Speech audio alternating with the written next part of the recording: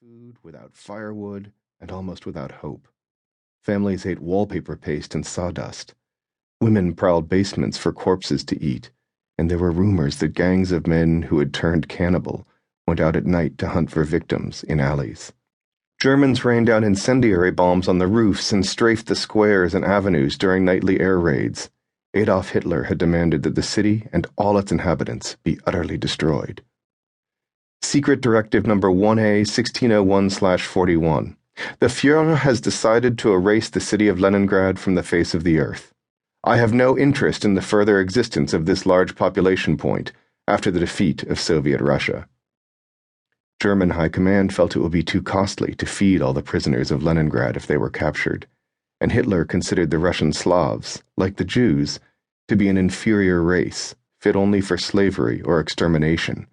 His vision was to make room to live for his Aryan cohorts.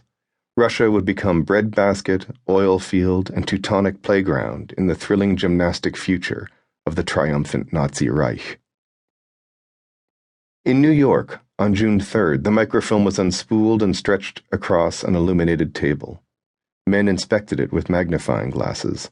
Contained on the film was not peculiarly the plans for some technological secret, a submarine or the atomic bomb. It was not some fragment of Enigma code or unscrambled German battle order. Instead, the microfilm contained 252 pages of the musical score for the Seventh Symphony of a nervous Russian composer named Dmitri Shostakovich.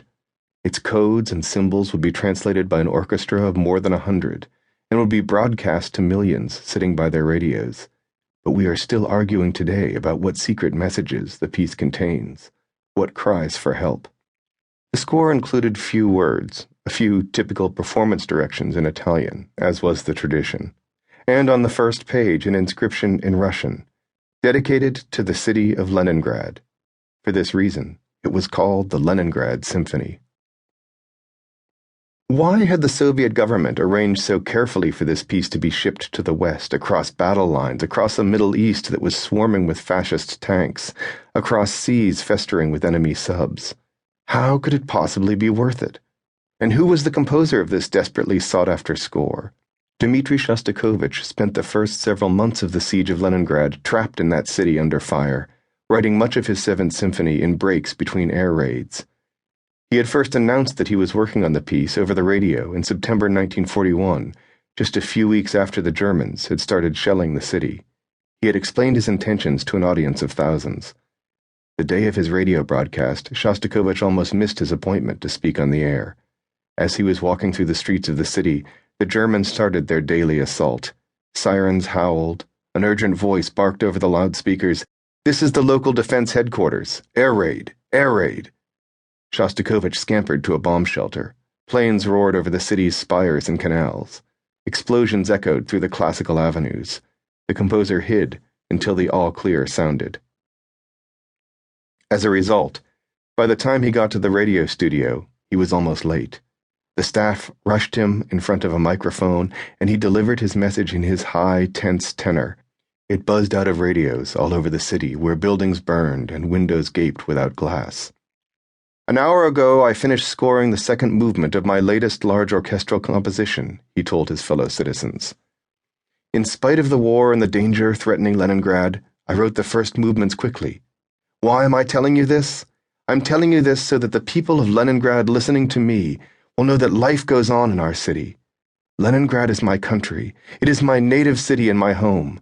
Many thousands of other people from Leningrad know this same feeling of infinite love for our native town, for its wonderful, spacious streets, its incomparably beautiful squares and buildings.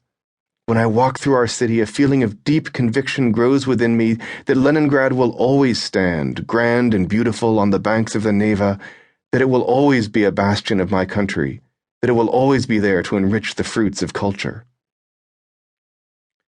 We still have the piece of paper on which he typed out the message he read on air. Shostakovich must have left it on a desk at the radio station when he was finished with the announcement. It was used for scrap paper.